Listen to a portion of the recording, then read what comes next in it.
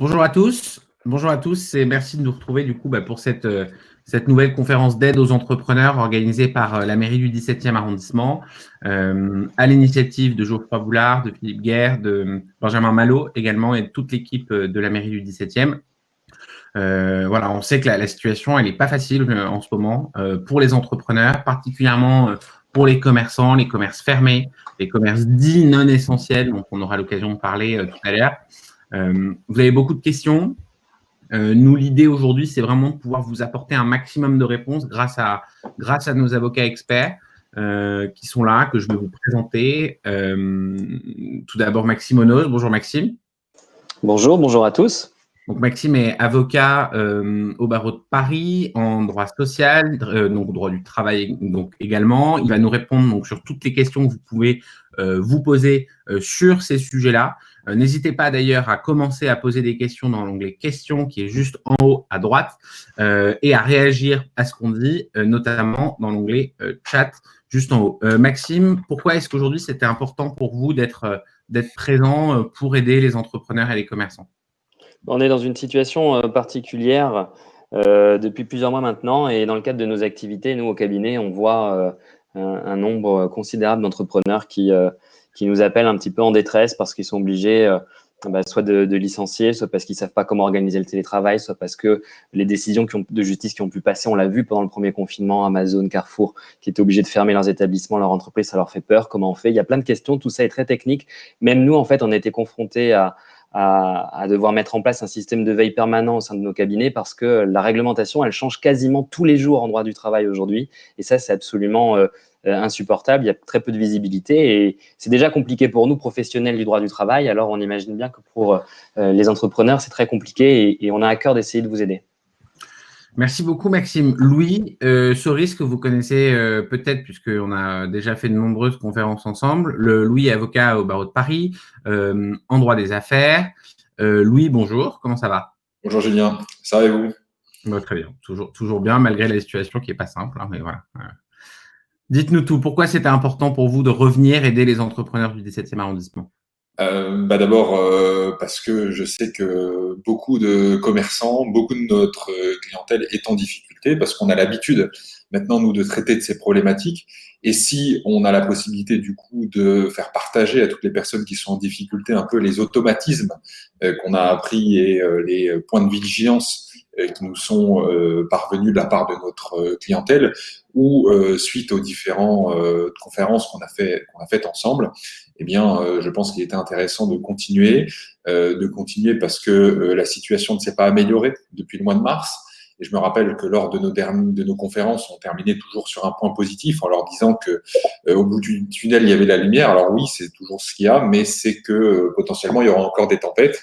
Et je suis fidèle à cet engagement. Et donc, tant qu'il y aura des difficultés, on continuera à venir aider les commerçants, les entrepreneurs.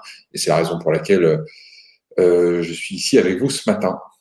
Super, bon, merci beaucoup Louis et merci du coup à tous ceux qui nous rejoignent, notamment Nathalie, Cécile, François, Marie, Salima, Eric, Frédéric, Christine, voilà, Paul, Benjamin, voilà. Bonjour à tous, merci de nous rejoindre en tout cas. Je rappelle donc avant de commencer vraiment dans le concret les règles entre guillemets de cette conférence, les questions que vous avez, vous pouvez les poser dans l'onglet questions et quand vous voulez réagir à quelque chose qu'on dit, n'hésitez pas à le faire directement via le chat. Autre chose, je précise, la mairie du 17e a décidé de mettre à disposition, bonjour Eric, de mettre à disposition des entrepreneurs du 17e arrondissement l'aide juridique Robin pendant la période. Je vais peut-être au cours de la conférence faire monter sur scène Philippe Guerre, qui est adjoint au maire au 17e arrondissement, dans le 17e arrondissement, qui vous expliquera pourquoi cette initiative était importante. Et je vais peut-être d'ailleurs essayer de le faire maintenant, avant de commencer et d'évoquer le sujet des aides financières sur lequel vous avez déjà des questions. Louis, sur les aides financières, là, concrètement, quelles sont les mesures qui ont été mises en œuvre pour faire face aux besoins de trésorerie des entreprises ? Alors, il y a plusieurs choses qui ont été mises en place par le gouvernement. D'abord, il y a toujours le PGE. Donc, c'est le j'en profite pour saluer Philippe Guerre et tous les élus du 17e arrondissement. Philippe qui vient d'apparaître. Bonjour, Philippe. Du coup, il y a tous les outils qu'on avait eus lors du premier confinement, lors de la première vague, sont toujours d'actualité, à commencer par le PGE. Le PGE, c'est un prêt garanti par l'État. On avait déjà discuté lors de nos premières conférences, qui aujourd'hui est limité à 25% du chiffre d'affaires d'une entreprise. La difficulté aujourd'hui face au PGE, c'est que d'abord, malgré le fait que l'État est bien en garantie de ses prêts, tout le monde n'a pas pu solliciter ce type de prêt. Et peut-être que certains d'entre vous ont pu par ailleurs le solliciter, et peut-être que certains d'entre vous ont déjà pris les 25% de leur chiffre d'affaires de l'exercice précédent. Et dans cette hypothèse, du coup, c'est un outil qui aujourd'hui n'est plus efficace. Alors, sur ce point et sur le point du PGE, il y a le ministre de l'économie hier qui a indiqué lors d'une interview qui a été faite sur BFM TV que potentiellement ce PGE et notamment sa limitation pourrait évoluer à ce que éventuellement on dépasse les 25% du chiffre d'affaires qui sont aujourd'hui fixés comme limite. Alors, c'est un avantage parce que ça vous permettra d'aller chercher une trésorerie complémentaire, mais je rappelle tout de même que ces PGE sont des prêts et par conséquent, qui dit prêt dit remboursement. Alors, il ne faut pas non plus abuser de ces prêts et faire en sorte que l'endettement qui pèse sur l'entreprise soit trop important. Ce qui a été mis et ce qui a été proposé par le gouvernement, cette version un peu remodelée du PGE, c'est la possibilité en fait de décaler à nouveau le remboursement de ce PGE. Alors initialement, on avait dit que c'était possible de pouvoir commencer à le rembourser en 2021 seulement, donc à partir de mars 2021, sauf que le gouvernement et les banques se sont bien rendus compte qu'en mars 2021, les entrepreneurs et les entreprises n'allaient pas être prêtes. Ce qui est possible désormais, c'est à partir de 2021 de commencer à rembourser les intérêts, donc une infime partie du prêt, et que le principal pourra être remboursé à partir de 2022. Donc vous allez bénéficier d'un an supplémentaire pour pouvoir respirer et pour pouvoir, entre guillemets, vous refaire avant de rembourser cette avance de trésorerie d'une certaine manière. Donc, Louis, là, on est sur le PGE. Si je comprends bien, le PGE, on peut toujours les solliciter, toujours le même process. Hein, c'est d'abord, on se tourne vers sa banque. Non, d'abord, on obtient la validation de la BPI, hein, donc une attestation de la BPI. Comment est-ce qu'on s'y prend techniquement pour faire la demande? Alors, sur le process, c'est relativement simple comme cela. Il faut suivre les étapes suivantes. Il faut d'abord aller voir sa banque. Préparer la documentation qui va vous être sollicitée. Généralement, on vous demande un prévisionnel. Et une fois qu'on a l'accord de la banque pour un certain montant, qui, comme je l'ai dit tout à l'heure, aujourd'hui ne peut pas dépasser 25% de votre chiffre d'affaires lors de l'exercice précédent, ou 2 ans de masse salariale pour les startups, par exemple, eh bien, vous allez voir votre banque, vous obtenez l'accord de votre banque, et une fois que vous avez l'accord de votre banque, vous allez sur un site qui a été mis à disposition par le gouvernement pour obtenir, entre guillemets, la garantie de l'État. Une fois que vous avez la garantie d'État, vous retournez devant votre banque et la banque peut vous libérer les fonds. Ok, donc ça, c'est la partie PGE. Maintenant, il y a la partie aide financière qui souvent… alors juste, Marie Durand, merci pour votre question. Je vous invite simplement à la poser dans l'onglet questions comme il a été évoqué tout à l'heure. En revanche, il y a un sujet qui est évoqué dans la question de Marie et qu'on va peut-être prendre à partir de la question de François. François qui nous dit fonds de solidarité, donc volet 1, l'État va jusqu'à 10 000 euros. Bon, ça, c'est pour du moins les commerces fermés, hein, jusqu'à 10 000 euros, entre autres. Qu'en est-il du volet 2 de la région Île-de-France, notamment les prêts rebonds dont on a parlé? Philippe Guerre, peut-être vous voulez en parler, ou Louis, dites-moi. Voilà. Alors, Philippe, par contre, votre micro est coupé. Non, vas-y, Louis, je te laisse en parler. Alors, il ne faut pas confondre, et là c'est intéressant, du coup cette question, c'est qu'il y a une différence fondamentale, et c'est ce que je disais tout à l'heure, entre un prêt et les sommes que vous allez pouvoir bénéficier dans le cadre du fonds de solidarité. Le prêt garanti par l'État, le prêt rebond de la région Île-de-France, ça sera nécessairement des sommes que vous allez devoir rembourser. Donc, on n'est pas du tout dans le même schéma que le fonds de solidarité. Sur le fonds de solidarité, effectivement, lors de la première vague, les sommes étaient d'un montant maximum de 1 500 €. Et aujourd'hui, il avait la possibilité d'avoir un volet 2 qui était cette fois-ci couvert par la région Île-de-France, qui allait jusqu'à 10 000 €. Aujourd'hui, tout a été lissé et les entrepreneurs, les indépendants et l'ensemble des entreprises qui ont moins de 50 salariés ont la possibilité de solliciter le fonds de solidarité jusqu'à 10 000 € maximum. Okay. Et il n'y a plus de différence entre le volet 1 et le volet 2. Donc, l'ensemble des entrepreneurs ont la possibilité de solliciter ce fonds de solidarité à hauteur de 10 000 €. Qu'est-ce que ça veut dire 10 000 € maximum? C'est-à-dire qu'en fait, pour déterminer le montant que vous allez pouvoir bénéficier, il va falloir prendre un élément de comparaison. Si au mois de novembre 2019, vous avez déclaré et vous avez encaissé un chiffre d'affaires, par exemple, disons, 7 000 €, vous allez pouvoir solliciter, et que en novembre 2020, vous avez un chiffre d'affaires qui est équivalent à 0, puisque vous faites l'objet d'une fermeture administrative, par exemple, en tant que commerce. Eh bien, vous allez pouvoir solliciter le fonds de solidarité à hauteur de 7 000 €. Parce que, effectivement, l'État va venir, entre guillemets, remplacer votre chiffre d'affaires par ce fonds de solidarité et il se fera à hauteur du chiffre d'affaires que vous avez perdu par rapport à la même période lors de l'exercice précédent. Maintenant, si vous aviez un chiffre d'affaires de 20 000 €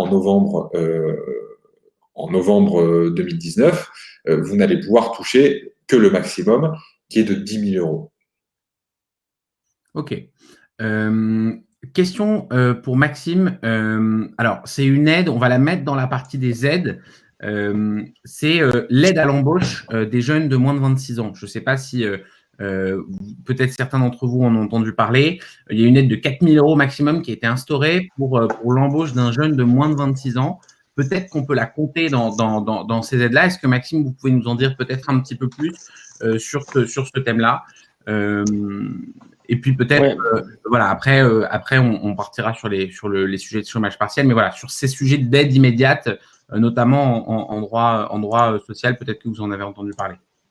Oui, alors déjà, ce qu'on peut dire, c'est que c'est pas une aide qui est propre, si vous voulez, à la période actuelle et à la crise qu'on rencontre avec le Covid. Il y a toujours eu des aides, en fait, et des dispositifs qui sont renouvelés d'aide à l'embauche de jeunes travailleurs, comme on peut avoir des aides d'embauche pour des travailleurs seniors également.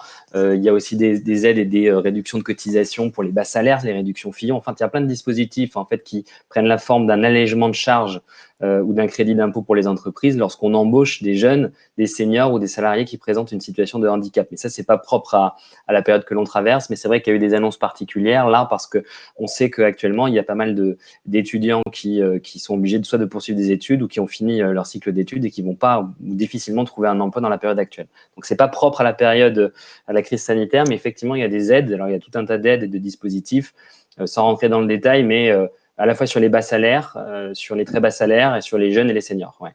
Alors, j'en profite pour prendre la question de Marie, puisque c'est un sujet qui a beaucoup été évoqué. Qu'en est-il pour l'alternance? Je sais qu'il y a eu des mesures mises en place pour aider l'embauche des alternants, peut-être particulièrement en la période. Est-ce que, Maxime, vous pouvez peut-être nous éclairer un tout petit peu plus sur le sujet des aides pour les alternants?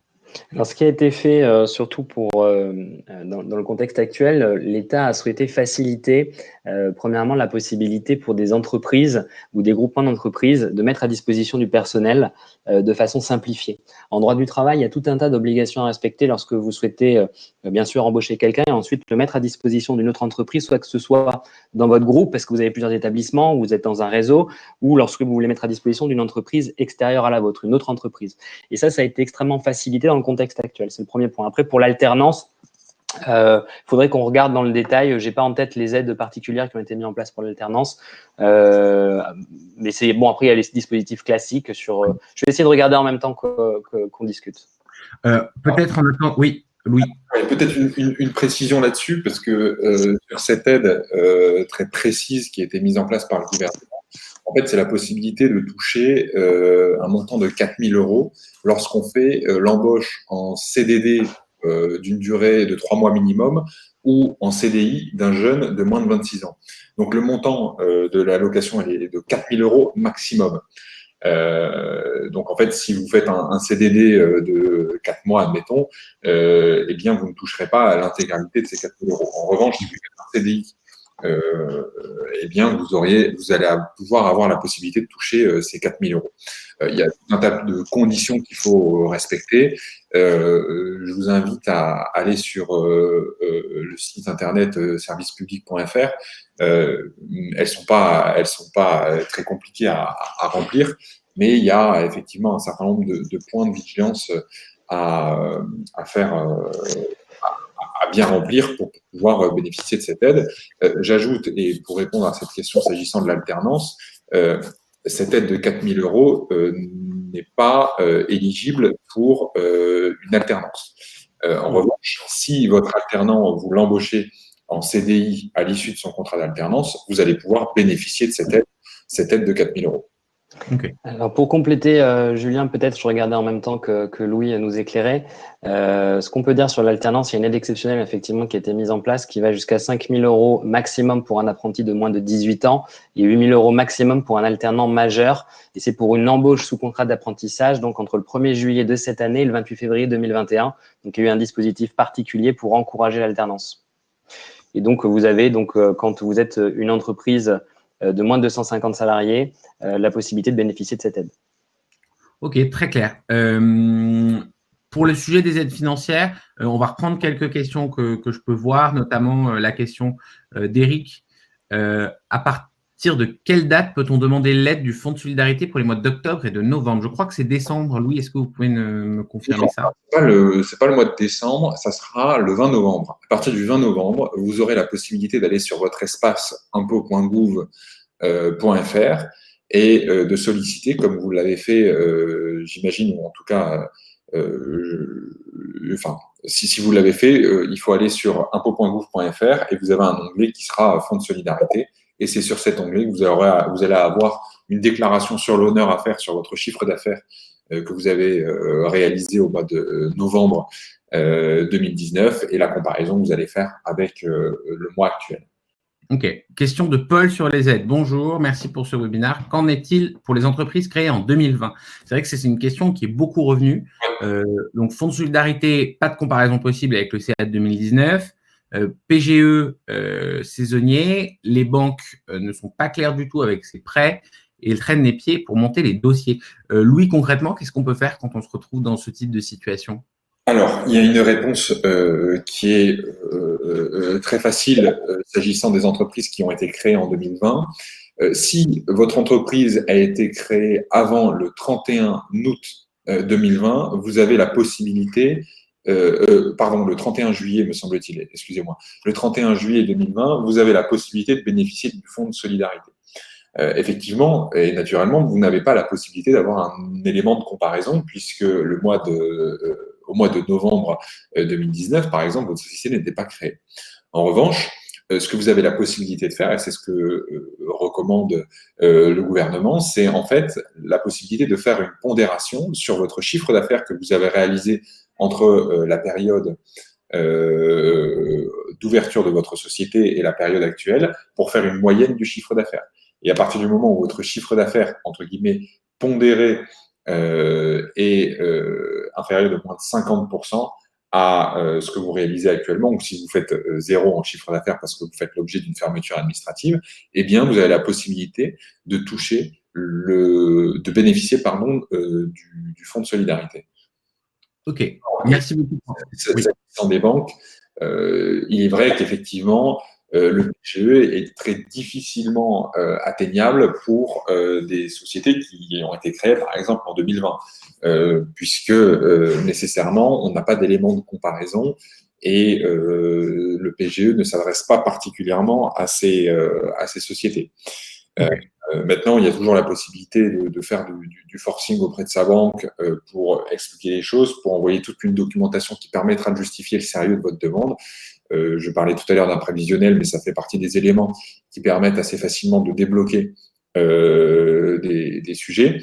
J'attire votre attention aussi, et ici de manière générale, c'est que lorsque vous avez un blocage avec, par exemple, votre banque, vous avez toujours la possibilité de solliciter le médiateur du crédit. Généralement, lorsque vous avez un échange avec votre banque qui est bloquant, où vous voyez que vous n'avez pas de solution, où vous voyez que ça traîne des pieds, si vous utilisez dans vos mails le mot-clé médiateur du crédit, généralement, ça permet d'accélérer vos demandes et de faire en sorte que votre dossier soit traité avec un peu plus d'attention. Donc, n'oubliez pas aussi que vous avez la possibilité de bénéficier de tous ces dispositifs qui sont accentués et mis en œuvre par l'État pour pouvoir, entre guillemets, mettre de l'huile dans les rouages et faire en sorte que vos demandes soient regardées avec attention. Ok. Avant de passer sur l'activité partielle, je sais que les questions sont souvent récurrentes sur ces thèmes. Je vais peut-être donner la parole à Philippe Guerre. Philippe, est-ce que vous pouvez nous expliquer donc comment est-ce qu'on a décidé de mettre à disposition ensemble des entrepreneurs du 17e arrondissement cette aide juridique gratuite et comment est-ce qu'ils peuvent la solliciter? Oui, donc bonjour à tous. Oui, donc on a mis en place avec Robin une aide aux entrepreneurs qui est sous la forme d'une carte que je vous montre là, qui est envoyée par courrier et qui va être également donnée lors de nos déambulations chez les commerçants. Cette carte vous permet d'avoir une aide juridique pendant 2 mois et elle est activable pendant 1 an. C'est-à-dire qu'à la première activation, vous avez une durée de 2 mois pour poser toutes vos questions à 300 avocats qui sont répartis dans 90 spécialités et qui vous répondront de suite à vos questions pendant une durée de 2 mois. Voilà, ce partenariat, donc on a un numéro de téléphone qui est inscrit sur la carte et également un lien qui est partenaire mailrobin.fr mairie du 17e. Et là, vous aurez toutes les informations pour pouvoir vous inscrire et également après donc poser toutes vos questions. Ok, merci beaucoup Philippe pour les précisions. Donc ça, on vous le mettra à la fin de la conférence, un petit lien sur lequel, si on n'a pas pu répondre à vos questions dans un cas très spécifique, notamment sur les sujets de droit des assurances, sur les sujets de licenciement, je sais que parfois c'est dur de l'évoquer directement sur un chat, n'hésitez pas en tout cas à nous solliciter. On vous mettra en contact en fonction avec Louis, avec Maxime ou avec nos autres avocats partenaires qui pourront vous apporter un point d'expertise grâce à la mairie du 17e arrondissement. Merci beaucoup Philippe pour ce point. Maxime, excuse-moi, je voulais remercier Julien d'avoir participé hier à la première distribution, enfin renvoi de courrier hier après-midi. On y a passé 2 heures et je voulais remercier Julien. Voilà. C'était avec grand plaisir. C'était un grand moment. J'étais très content de le faire. Maxime, chômage partiel, sauvegarde des emplois. Bon, déjà, concrètement, quand on a la responsabilité de salariés dans son équipe, qu'est-ce qu'il faut faire déjà en ce moment dans notre relation avec nos salariés? Quel est le réflexe immédiat à mettre en place pour que tout soit safe et qu'on ne fasse pas d'erreurs qui pourraient nous coûter cher? Ouais, merci Julien, ça c'est un sujet très important. Je pense que c'est le premier point avant de vous exposer un petit peu dans les grandes lignes l'activité partielle et répondre à vos éventuelles questions. Il y a un premier truc qu'il faut faire qui est absolument indispensable pour tout le monde. Si vous avez ne serait-ce qu'un seul salarié, quel que soit le contrat, on parlait d'alternant, on parlait de CDD, de CDI, partiel, temps plein, peu importe, c'est mettre à jour votre DUERP. Qu'est-ce que c'est que ce truc-là? C'est le document unique d'évaluation des risques professionnels. Vous êtes dans l'obligation, en fait, en temps normal même, de le mettre à jour, de le prendre et de le mettre à jour tous les ans. Et ça prend encore plus de sens dans ce contexte particulier. Pourquoi? Parce que vous allez devoir répertorier les risques associés à votre activité et en face, dans la case d'à côté, expliquer comment vous faites pour limiter ces risques. Et vous êtes peut-être au courant qu'il y a plusieurs entreprises, notamment des très grandes entreprises, mais pas que, des petits commerces aussi, des opticiens, des franchisés du réseau de Carrefour, Amazon aussi, qui avait été obligé de fermer ou de suspendre son activité intégralement, le temps notamment que les entreprises mettent à jour le DUERP, donc ce document unique d'évaluation des risques professionnels. Donc ça, c'est le premier réflexe, vérifier si dans mon entreprise, j'ai un document unique et si je ne l'ai pas, le mettre à jour ou en tout cas l'établir dans son intégralité. Ça, c'est le premier point. parce que, c'est en lien avec le deuxième point d'attention, ça participe de votre obligation de sécurité. Vous avez une obligation d'assurer la sécurité et la santé de vos salariés.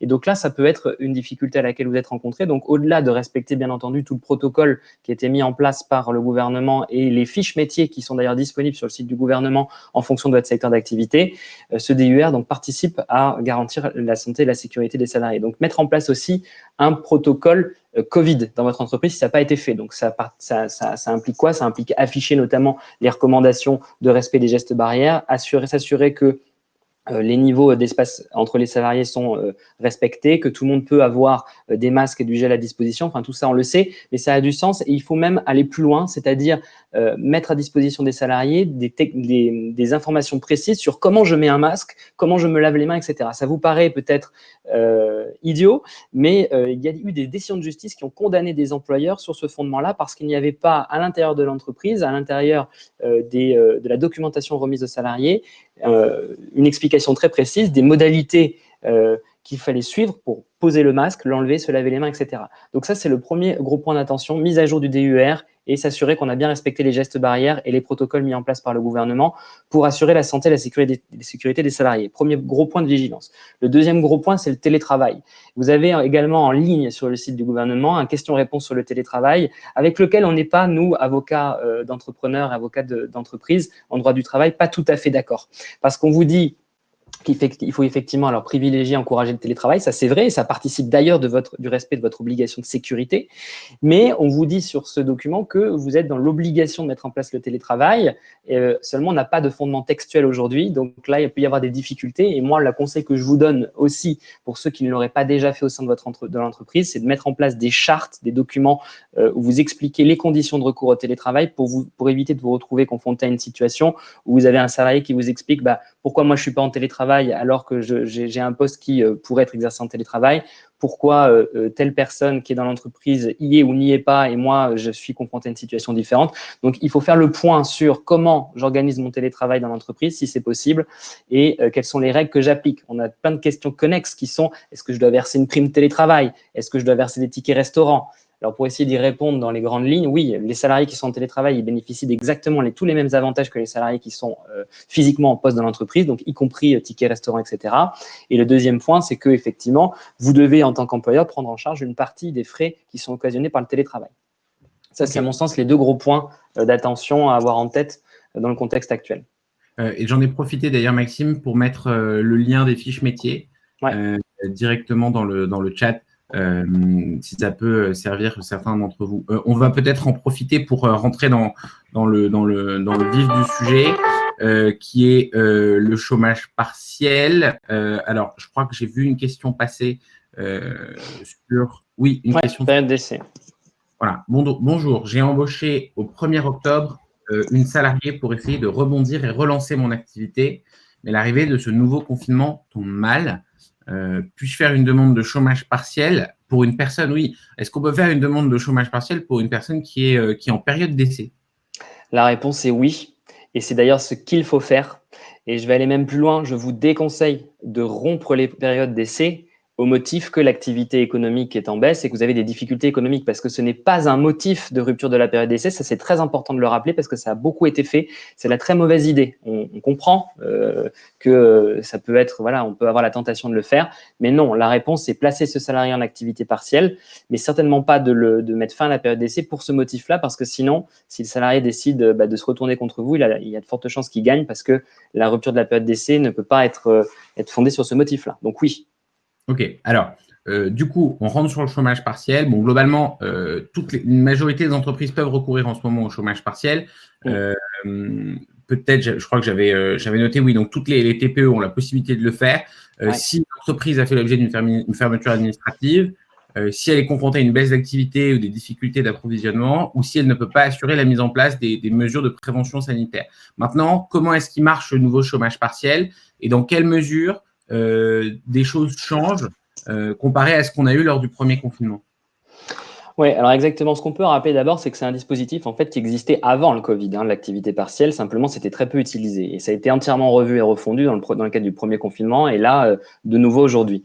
Donc, vous avez la possibilité de placer tout ou partie de vos salariés en activité partielle, que vous soyez confronté soit à une fermeture, effectivement, comme vous l'avez rappelé, Julien, et également à des difficultés économiques qui sont en lien nécessairement avec cette situation de Covid-19. Alors, qu'est-ce qui s'est passé la suite aux dernières annonces du gouvernement? C'est qu'en fait, on a prolongé le premier dispositif qui vous permet d'obtenir de l'État une prise en charge pour les secteurs que je vais rappeler, une prise en charge à 100% en réalité de l'indemnité que vous allez verser à vos salariés. Donc, pour rappel, les secteurs qui sont visés par une prise en charge totale aujourd'hui, c'est tous les secteurs du tourisme, de l'aviation, de la restauration, de l'événementiel, je dois en oublier, de l'hôtellerie, la restauration, le secteur du sport également, de la culture et du transport aérien, où vous avez une prise en charge à 100%. Ce qu'il faut rappeler aussi, parce que les clients étaient confrontés à cette difficulté, donc j'aimerais attirer votre attention sur 2 points. Le premier, c'est que c'est un dispositif qui, en pratique, s'effectue et se réalise en 2 temps. C'est-à-dire que vous devez faire une première demande d'autorisation préalable de placement de vos salariés en activité partielle. Et ensuite, tous les mois, vous devez demander un remboursement de la rémunération que vous avez versée aux salariés pour les heures qui ont été effectivement chômées. On a des entrepreneurs qui sont venus nous voir en disant « Oui, moi, j'ai jamais touché l'activité partielle ». Alors, ils avaient fait une demande préalable, mais ils n'avaient pas reformulé la demande à l'issue de chaque mois. Donc, ça, c'est très important. Le deuxième point, c'est qu'aujourd'hui, dans le cadre du dispositif qui continue, il y a des premiers contrôles qui ont été mis en place par l'administration, et ça, c'est un point important, parce qu'il y a des risques associés si jamais on ne respecte pas les règles. Et du coup, ça a bloqué les demandes d'activité partielle renouvelées le temps que le contrôle se réalise. Donc, il y a des entreprises qui sont en difficulté aujourd'hui, et on a fait remonter le point. Il ne faut pas hésiter à faire remonter le point aussi sur votre espace en ligne si vous êtes confronté à cette difficulté-là. Après, concrètement, le dispositif, c'est une rémunération qui est versée à hauteur de 70% du brut, qui correspond à 84% du net à peu près pour un salarié, et une prise en charge de l'État qui vous rembourse la totalité de ce que vous versez dans la limite de 4,5 SMIC pour les secteurs que j'ai énoncés, et pour le cas général, c'est 60%, donc il reste 10% à la charge de l'employeur. Oui, Julien, vous vouliez dire quelque chose ? J'ai une question. Si on fait sa demande donc sur la directe et qu'on n'a pas de réponse, est-ce que ça veut dire que du coup, c'est bon, ça a été accepté? Oui, exactement. En fait, là, aujourd'hui, les délais qui sont annoncés sont de 15 jours. Alors, ils sont plus ou moins respectés en pratique. Mais si vous n'avez pas de réponse, c'est que la décision, l'autorisation préalable vous est accordée. Ok, merci, pardon. Du coup, je vous laisse continuer, messieurs. Il y a un deuxième dispositif qui est intéressant et là qui est assez nouveau, c'est l'activité partielle de longue durée. Alors, vous en avez peut-être entendu parler les uns et les autres. Ça nécessite d'avoir recours à un accord collectif d'entreprise, donc qui est propre à votre entreprise ou à votre groupe, ou de s'appuyer, de s'adosser à l'accord collectif de branche dans votre secteur d'activité. Et donc ça va vous permettre de bénéficier du dispositif d'activité partielle pour une plus longue période, parce que ça, j'ai oublié de le rappeler, mais la période initiale d'activité partielle classique, c'est 12 mois max.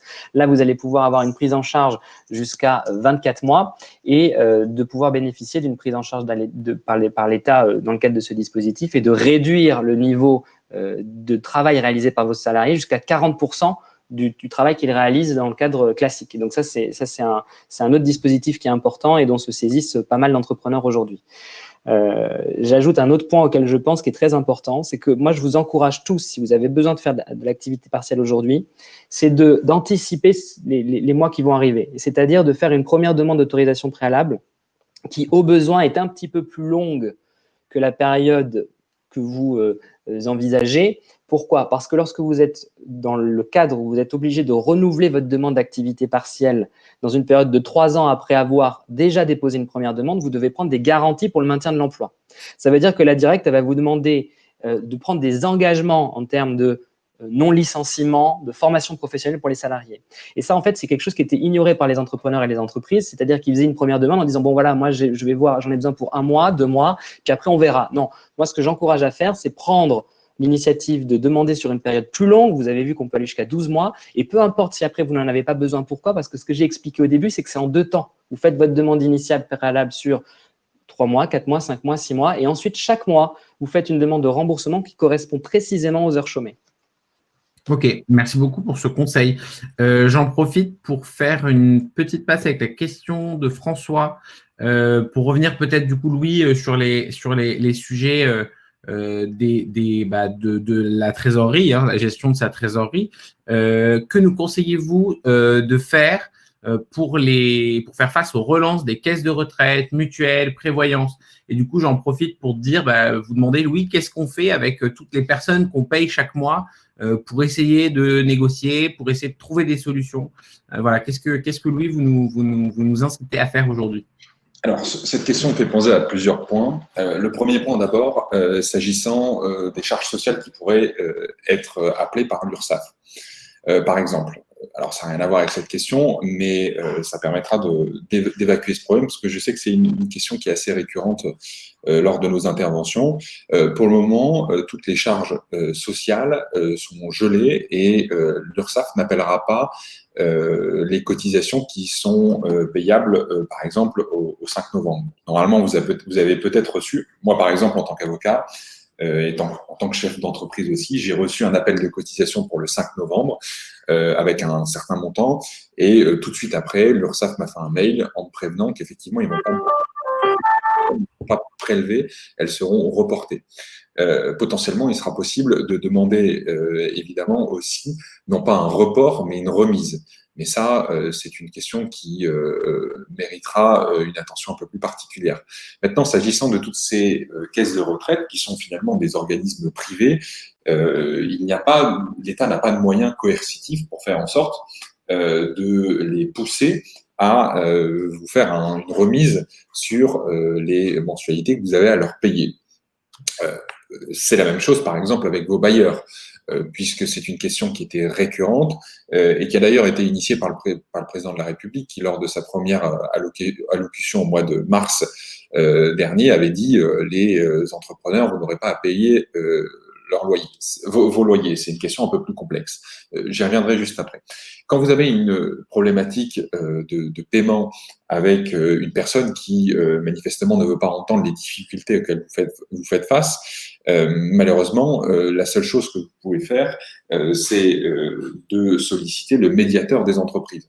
Ce médiateur des entreprises, c'est un médiateur qui a été mis en place par le gouvernement et qui permet de rentrer et de mettre en relation, ou en tout cas de se mettre en médiation entre différents acteurs qui ne trouveraient pas de point d'accord sur une question, par exemple, que vous avez soulevée sur le paiement de votre caisse de retraite ou de prévoyance. Donc là-dessus, vous pouvez avoir recours au médiateur des entreprises qui nécessairement trouvera, ou en tout cas essaiera de trouver une solution pour éventuellement négocier pour vous un report de mensualité. Louis, sur les baux commerciaux, parce que vous avez dit 2 mots, est-ce que vous pouvez juste nous expliquer ce qui a été mis en place après sur le sujet? Oui, complètement. Alors, comme je le disais, s'agissant des baux commerciaux, le président de la République, au mois de mars, avait, dans une déclaration peut-être un peu hâtive, a indiqué, comme je le disais tout à l'heure, que les commerçants n'auraient pas à payer leur loyer. C'est pas tout à fait vrai, puisque de manière générale, les bailleurs sont des bailleurs privés et il y a du droit des contrats, et que le droit des contrats aujourd'hui, malgré la situation exceptionnelle dans laquelle nous sommes, il continue de perdurer, et nécessairement vos loyers, vous devez les payer. Ce qu'a fait le gouvernement pour essayer de passer outre ce droit des contrats et faire en sorte d'inciter les bailleurs privés à vous donner un report au mieux et surtout une remise de loyer, c'est qu'il a permis aux bailleurs privés d'avoir une remise d'impôt sur les loyers qui vont vous éviter de payer.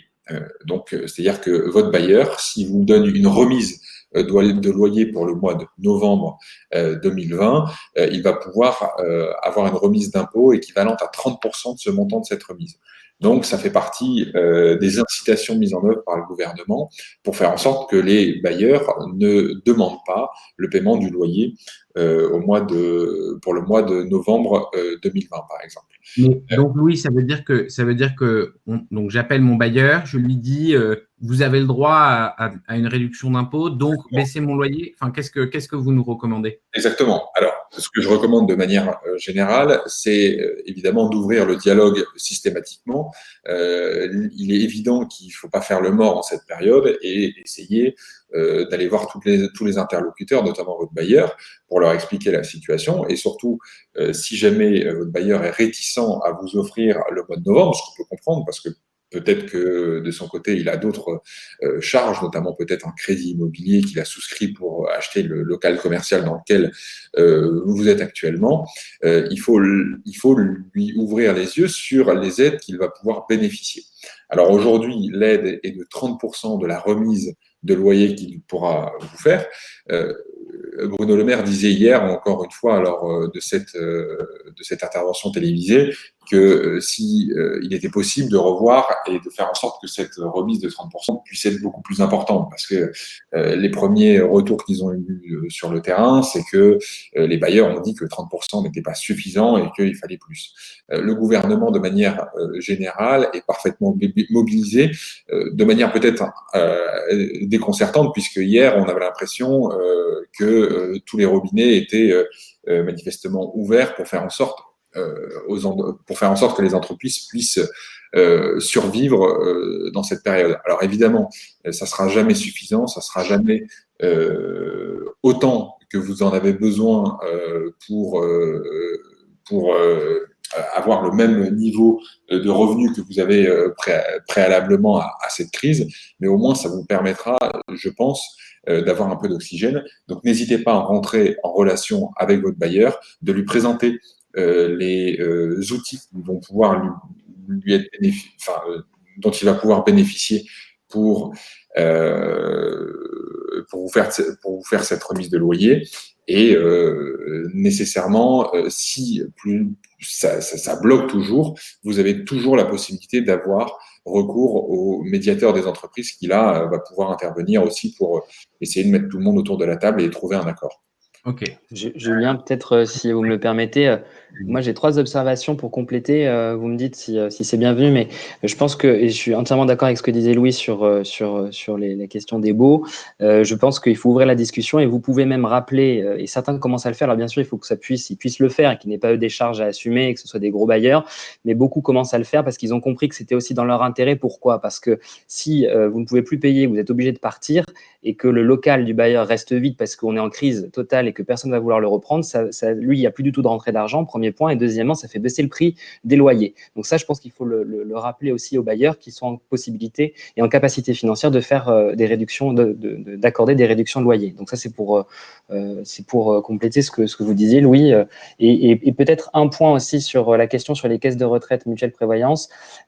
Médiateur des entreprises, très bon réflexe. Et aussi essayer d'ouvrir aussi le dialogue directement avec les caisses de retraite notamment, parce que ce sont des organismes qui ont intérêt à être payés. Et ils comprennent, même s'ils appellent les cotisations et qu'il n'y a pas de dispositif d'arrêt d'appel des cotisations, ils comprennent très bien que vous allez avoir des difficultés à payer. Et c'est des organismes qui ont encore une fois intérêt à être payés. Donc ça veut dire quoi ? Ça veut dire qu'il ne faut pas hésiter directement avec les caisses de retraite à mettre en place un échelonnement et mettre en place des dispositifs qui vont permettre de rembourser ou de payer ces cotisations sur la durée ou sur plusieurs mois.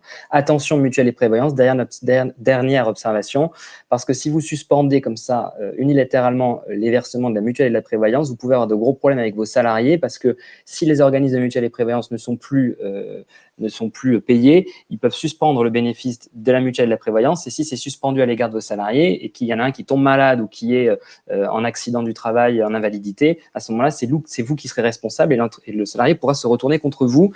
Donc attention quand même avec les cotisations des organismes de mutuelle et prévoyance. Parfait. Question peut-être pour vous, Philippe.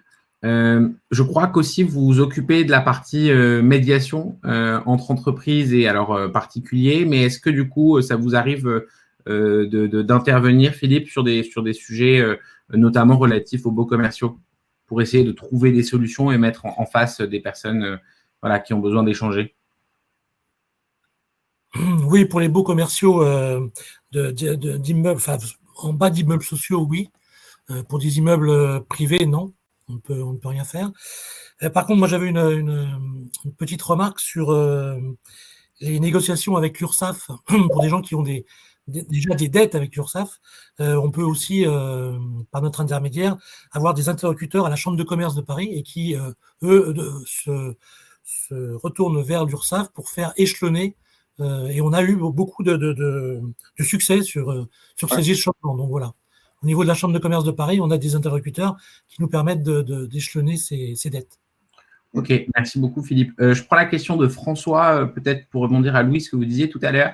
Où et comment contacter le médiateur quand on est une entreprise du 17e? Je pense que c'est un site qui est un site national, non Louis, peut-être? Complètement, c'est un site national. Je pourrais vous envoyer le lien là, dans quelques instants sur la conversation. On arrive bientôt au terme de cette conférence. C'est pour ça que voilà, je vous invite à poser vos questions dans l'onglet questions si vous en avez. Je sais que vous êtes beaucoup de restaurateurs à nous regarder, de propriétaires d'hôtels, entrepreneurs dans la mode, je vois, voilà, dans la communication. N'hésitez pas à nous poser les questions que vous pouvez avoir. Peut-être un sujet que vous avez justement en tant que restaurateur, en tant qu'hôtelier, c'est le sujet du contrat d'assurance. Que Louis, on va essayer d'évoquer rapidement. Et puis, nos avocats experts chez Robin essaieront peut-être de vous apporter des réponses plus précises sur vos contrats d'assurance. Mais globalement, est-ce que si on a subi une perte importante de chiffre d'affaires, ce qui est un peu le cas, et qu'on a marqué dans son contrat d'assurance perte d'exploitation, oui, on peut essayer de négocier avec son assureur un dédommagement? Oui, alors on peut essayer, mais ça ne sera pas automatique. Alors, le 17e peut être fier de son territoire et de ses restaurateurs, notamment Monsieur Manigold, qui lui a réussi à faire plier AXA. Alors, très simplement, les choses sont les suivantes. Je comprends que beaucoup d'entre vous ont souscrit une police d'assurance avec cette notion de perte d'exploitation. Ceci étant dit, il faut faire très attention et lire avec attention votre police d'assurance, puisque c'est pas parce qu'il y a indiqué perte d'exploitation que cette perte d'exploitation s'applique en n'importe quelle circonstance. Dans le cas particulier que j'ai cité tout à l'heure pour Monsieur Manigold, qui avait un contrat AXA, qui avait été signé avec un courtier très particulier, lui, il avait la possibilité de bénéficier de ce dédommagement et de cette garantie perte d'exploitation, parce que dans son contrat d'assurance, il était précisé que la perte d'exploitation s'appliquait lorsqu'une fermeture administrative avait été mise en œuvre dans le cadre d'un événement. Ceci étant dit, toutes les polices d'assurance ne prévoient pas justement que lorsqu'une fermeture administrative est mise en œuvre, eh bien, la perte d'exploitation entre en jeu. Donc ça, c'est un point de vigilance à mettre en œuvre, et je vous recommande à tous d'avoir recours à vos polices d'assurance et de les lire avec attention. Et si besoin, n'hésitez pas non plus à solliciter les avocats Robin pour qu'on puisse vous épauler dans cette lecture de votre police d'assurance. Donc oui, il y a la possibilité d'une prise en charge par les assureurs de la perte d'exploitation. Seulement, il n'y a qu'un certain nombre limité de pertes d'exploitation qui prévoient cette possibilité. Très souvent d'ailleurs, la fermeture administrative ou la pandémie ou tout ce que vous voulez est très clairement exclue de votre police d'assurance. Donc dans cette hypothèse, malheureusement, il n'y a pas grand-chose à faire, et généralement on obtient une fin de non-recevoir de la part de son assureur.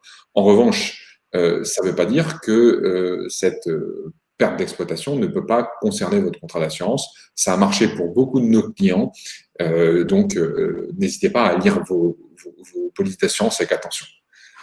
J'en profite pour vous mettre directement dans le chat le lien vers la page de prise de rendez-vous mairie du 17e Robin, notamment sur les sujets d'assurance. Parmi nos avocats partenaires en droit des assurances, on a un avocat qui a fait plier AXA 3-4 fois dernièrement. Donc voilà, c'est toujours l'occasion d'essayer de, en tout cas, faire le meilleur, ce que vous pouvez pour récupérer un peu d'argent. Et je pense qu'en ce moment, c'est toujours bienvenu. J'en profite également pour remercier François, voilà, qui pour son message. Merci à vous tous pour vos réponses, c'était très clair. Merci beaucoup François pour ça. Maxime, peut-être la question sur les salariés avant de terminer. quelle attitude on doit avoir? Une fois qu'on les a mis au chômage partiel, je sais qu'il y a certaines entreprises qui n'ont pas vraiment joué le jeu et qui ont quand même fait travailler leurs salariés. Voilà, peut-être que c'est un point de vigilance parce que vous le disiez tout à l'heure, il y a des contrôles. Qu'est-ce qu'on risque et pourquoi c'est important d'essayer dans la mesure du possible de respecter ces mesures? Alors, je pense que oui, c'est indispensable de les respecter parce que vous l'avez rappelé, Julien, il y a des contrôles. Nous, on le voit. Il y a vraiment des inspecteurs qui ont été mobilisés sur ces questions-là. Et il y a beaucoup ensuite de salariés qui essaient de faire chantage pour obtenir des indemnisations et un départ dans de bonnes conditions parce qu'on leur a envoyé des mails pendant le chômage partiel, l'activité partielle, parce qu'on leur a demandé de travailler, même un petit peu, etc. Alors, on comprendra. Et l'idée, encore une fois, de la directe et de l'administration du travail, on les a eu plusieurs fois dans le cadre de réunions, c'est pas du tout d'épingler et d'enfoncer les entreprises qui ont joué le jeu et qui sont en difficulté. Et on comprend très bien qu'à un moment, il y a peut-être besoin de passer des dossiers, d'appeler pour savoir les clients, etc. Donc ça, on le comprend très bien. En revanche, faire travailler un salarié alors qu'il est en activité partielle, ça c'est totalement interdit. Vous risquez très clairement des condamnations pénales de l'entreprise et du chef d'entreprise, personne physique et personne morale pour l'entreprise. Et vous risquez aussi d'être condamné à devoir rembourser la totalité des aides qui vous ont été versées. Donc ça, c'est vraiment un gros point de vigilance. Après, pour peut-être ouvrir sur les autres dispositifs, je tiens à rappeler également que normalement, vous n'avez pas de possibilité, alors même s'il y a des discussions sur le sujet, mais vous n'avez pas la possibilité de faire du licenciement économique en même temps que l'activité partielle pour les salariés qui sont placés en activité partielle. Alors, on comprend qu'il y a des situations extrêmement compliquées où de toute manière, l'entreprise n'a pas le choix, mais attention au cumul activité partielle, licenciement économique. Et alors justement, le licenciement économique, malheureusement, c'est quelque chose qui peut arriver, même si la plupart des entrepreneurs qu'on a au téléphone chaque jour nous disent qu'ils veulent l'éviter à tout prix. Personne n'a envie de licencier, ça fait plaisir à personne de licencier. Lorsque ça doit arriver, qu'est-ce qu'il faut faire pour justement ne pas faire d'erreurs qui pourraient nous coûter cher? Parce que on échange avec pas mal d'entrepreneurs qui nous expliquent qu'ils ont perdu beaucoup d'argent ensuite au prud'homme pour soit un entretien de licenciement mal effectué. Parenthèse, est-ce que en période de Covid, on peut faire un entretien de licenciement en face à face ou pas? Enfin, voilà, je ne veux pas parler longtemps du sujet licenciement parce que personne ne souhaite licencier qui que ce soit. Mais Maxime, comment est-ce qu'on fait pour faire les choses dans les règles? Ouais, alors c'est un vaste sujet et on pourrait y passer 2 heures rien que sur ce sujet-là, mais peut-être alors pour répondre à votre première question, ouais, qui est très intéressante et qui a donné lieu à d'ailleurs des contentieux déjà. Est-ce que je peux faire un entretien de licenciement économique ou individuel en période de Covid et en période de confinement? Alors il y a des premières décisions de cour d'appel et de conseil de prud'homme qui ont dit que c'était OK pour faire des entretiens par visioconférence, pour autant que le salarié a bien été informé, qu'il a bien pu s'exprimer, que le dispositif a fonctionné. Donc ça a commencé à être validé par certaines décisions de justice. Ça, c'est pour répondre à votre question. Donc, on a la possibilité de le faire si vraiment les salariés ne peuvent pas bouger ou qu'on est en période de confinement total, même si aujourd'hui, il est un petit peu plus souple, notamment sur ces questions-là. Après, sur le licenciement économique, il y a d'autres dispositifs à côté qui vous permettent de l'éviter. On peut penser à des dispositifs de départ volontaire, des dispositifs de rupture conventionnelle collective ou individuelle. J'en dis pas plus. Il y a également quelque chose qui est méconnu souvent par les entreprises, que vous ayez 1 ou 50 salariés. C'est ce qu'on appelle les accords de performance collective. Vous allez pouvoir négocier quelque chose avec les salariés directement dans votre entreprise pour, par exemple, baisser les salaires, baisser le temps de travail et éviter d'avoir recours au licenciement. Ça, c'est un vrai dispositif dont il faut se saisir aujourd'hui parce que ça peut éviter les licenciements. Et si je suis contraint de mettre en place des licenciements économiques, il y a plusieurs points de vigilance. La procédure à suivre, très, très importante, parce que si vous vous en écartez, vous pouvez être condamné à devoir verser de dommages et intérêts aux salariés pour défaut de suivi et de respect de la procédure. Et cette procédure, elle dépend du nombre de licenciements et de la taille de votre entreprise. Est-ce que vous avez un comité social économique ou pas? Donc voilà. Donc sur cette question-là, il faut très clairement se faire accompagner. Le deuxième sujet important, c'est bien sûr la rédaction de la lettre de licenciement, c'est-à-dire la mise en avant, enfin en tout cas le travail en amont sur les réelles difficultés économiques que vous rencontrez. Il faut pouvoir les justifier, il faut pouvoir les écrire, il faut pouvoir les documenter si vous avez un prud'homme derrière. Et ensuite, autre point très important, c'est l'obligation de reclassement et l'obligation de proposer un CSP, puisque on est dans c'est pour le congé de reclassement, c'est pour les boîtes ou les groupes qui font plus de 1000 salariés. Donc, principalement, c'est plutôt des questions CSP, contrat de sécurisation professionnelle. Vous devez systématiquement proposer à votre salarié un contrat de sécurisation professionnelle avec Pôle emploi, c'est-à-dire il est nécessaire de télécharger sur le site Pôle emploi ces documents-là et bien les remettre aux salariés au moment où vous menez l'entreprise entretien individuel préalable au licenciement avec lui. Et il est très, très important, si vous avez des postes de reclassement dans votre entreprise, de lui proposer toutes ces possibilités de reclassement dans votre entreprise. Et ça, c'est des obligations pareilles procédurales qui, si elles ne sont pas respectées, engagent et engendrent nécessairement une condamnation au prud'homme pour licenciement sans cause réelle et sérieuse. Et donc là, malheureusement, c'est indemnité versée aux salariés à la suite de ces condamnations. Ok. Merci beaucoup, Maxime, pour ces précisions. Peut-être pour terminer cette conférence, je vais vous donner un peu tous les trois la parole pour un peu conclure, nous expliquer un peu l'état d'esprit dans lequel l'entrepreneur doit être selon vous aujourd'hui. Voilà, peut-être donner un petit message aussi aux entrepreneurs qui nous regardent, peut-être sur vos trois sujets. En l'occurrence, Philippe, je vous laisse peut-être commencer. Quel message vous avez envie de transmettre là aujourd'hui aux commerçants du 17e arrondissement? Un message d'aide. On est complètement derrière vous et on vous suit totalement. Cette carte qu'on vous a présentée tout à l'heure va pouvoir vous aider aussi au niveau juridique et des aides sur tout, sur l'ensemble, sur les salariés, sur les assurances, sur les baux commerciaux, sur les contrats, les impayés, les projets de création, la fiscalité. Donc voilà, ça c'est un outil qui est très très important. Et puis voilà, donc on est derrière vous, on sera à vos côtés sur le terrain et bon, sur le terrain c'est beaucoup plus difficile, mais on y arrive quand même. Et puis voilà, tous les secteurs d'activité vont être aidés. Le partenariat, Robin, on va aussi continuer à faire un webinaire. On va en faire un au mois de décembre. Non, on n'a pas encore déterminé la date, mais on vous le fera savoir. Et puis voilà. Donc merci à Robin, merci à notre partenariat. On a fait beaucoup de choses avec vous et ça se passe toujours très bien. Merci à Louis et merci à Maxime. Et puis, je vous souhaite une bonne journée et puis à la prochaine. Merci beaucoup, Philippe. Oui, effectivement, Philippe a dit quelque chose qui est aussi positif, c'est qu'il y a beaucoup de personnes qui nous contactent pour créer des entreprises en ce moment. Donc, c'est un signal qui est un bon signal malgré la situation qui, n'est pas facile pour tout le monde. Louis, à vous, je vous donne la parole. Voilà, quel doit être notre état d'esprit aujourd'hui pour essayer de se relever et pas faire d'erreurs qui, c'est quand même le sujet, pourrait toujours nous coûter cher. Donc voilà, comment faire pour très clairement tenir bon dans les prochaines semaines? Bon, je pense que d'abord, il faut avoir une attitude combative. Effectivement, la situation n'est pas idéale. On le disait déjà au mois de mars.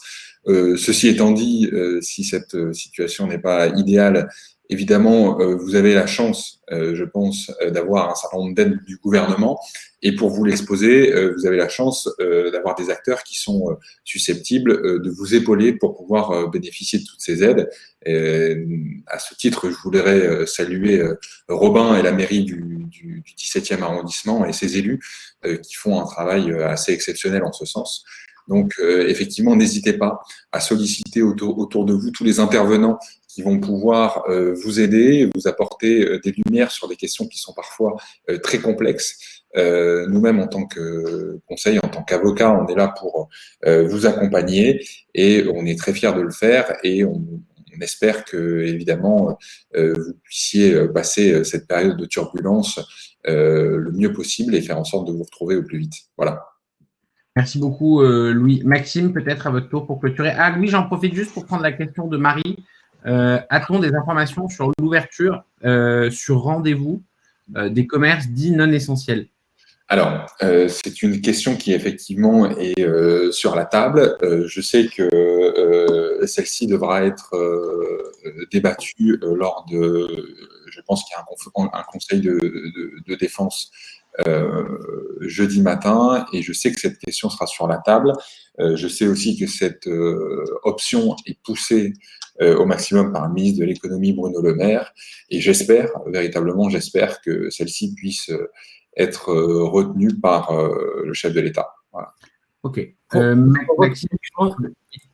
Oui, Philippe. Oui, pour votre information, donc pour cette question, il y a un débat aujourd'hui au Sénat sur cette question de l'ouverture ce rendez-vous des commerces non essentiels et à l'Assemblée nationale. Donc c'est un sujet qui est vraiment en ce moment débattu dans les deux assemblées. Ok. On suivra ça de près. Maxime, je vous laisse clôturer. Oui, en 2 mots, vraiment, message d'espoir et de soutien. Louis, vous l'avez dit, Julien aussi, Philippe également. On est à vos côtés pour essayer de vous accompagner dans cette période compliquée. Tous les avocats du réseau Robin sont mobilisés. On essaie de faire le maximum pour vous apporter des réponses et pour vous guider dans les bonnes pratiques et les erreurs à éviter dans ce contexte. Attention aux décisions un peu trop rapides. On avait évoqué la rupture de la période d'essai, les licenciements éco, etc. Donc, je pense qu'il faut essayer de rester serein, même si c'est compliqué, et se saisir, Louis, vous l'avez rappelé, des dispositifs qui existent. On a quand même la chance, dans cette période compliquée, d'avoir tout un arsenal de dispositifs mis à votre disposition. Je pense notamment à l'activité partielle qui va courir à 100% jusqu'à 4 SMIC et demi jusqu'à la fin de l'année. Donc, n'hésitez pas à vous saisir de ces dispositifs. Merci beaucoup à tous les trois. Merci Philippe, merci Louis, merci Maxime pour vos réponses pour nos entrepreneurs. Si vous avez d'autres questions, n'hésitez pas du coup à solliciter le lien que je vous ai donné. Vous aurez le droit, grâce à la mairie, à 30 minutes avec un de nos experts avocats. Si vous souhaitez également contacter directement Louis ou Maxime, vous pouvez les ajouter sur leur LinkedIn respectif. Je vous remercie à tous pour vos questions, pour l'interaction. Pour l'interactivité, interaction, peut-être, non, je ne vais pas inventer un mot qui n'existe pas, mais merci à tous en tout cas. D'ici là, nous, on est également mobilisés via le numéro d'aide de la mairie du 17e. Et puis voilà, bon courage à tous. On produit pas mal de contenu aussi sur notre blog que vous pouvez retrouver je vais vous mettre le lien, comme ça vous l'aurez. L'idée, c'est de vous donner un maximum de contenu aussi écrit avec des fiches récapitulatives des aides. Je les ai mises parfois plus haut dans la conversation, mais voilà, de vous apporter un maximum de valeur pour vous aider à vous en sortir. Voilà, merci à tous. Je vous souhaite une bonne journée, bon courage, et puis on se retrouve du coup en décembre pour faire le point sur tout ça et avancer sur d'autres sujets. Et d'ici là, sollicitez nos avocats, sollicitez les experts, sollicitez les personnes qui sont autour de vous, vos experts comptables, vos avocats si vous en avez, tous vos partenaires qui voilà, peuvent vous apporter des réponses. Et en tout cas, nous, on sera toujours là pour vous aider. Voilà. Très bon courage à tous, très bonne journée et je vous dis à bientôt. Bon courage. Salut.